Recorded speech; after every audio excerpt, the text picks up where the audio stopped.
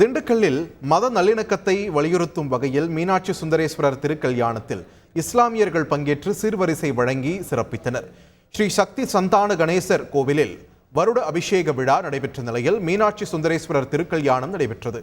அப்போது புதூர் ஜும்மா மஸ்ஜித் பள்ளிவாசல் தலைவர் இஸ்மாயில், செயலாளர் முகமது ரஃபீக், 18வது வார்டு கவுன்சிலர் முகமது சித்திக் உட்பட ஏராளமான இஸ்லாமியர்கள் மணமகள் வீட்டாராக விழாவில் பங்கேற்று பட்டுச்சேலை, மஞ்சள் கயிறு, வெற்றிலை பாக்கு, பழங்கள் உள்ளிட்ட 21 வகை சீர்வரிசை பொருட்களை கோவிலுக்கு வழங்கினர்.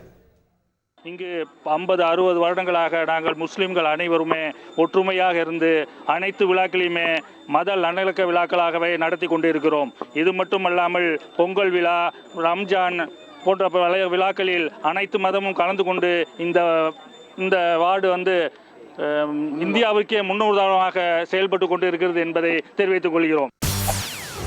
செய்திகளை உடனுக்குடன் தெரிந்து கொள்ள உடனே சப்ஸ்கிரைப் பண்ணுங்க.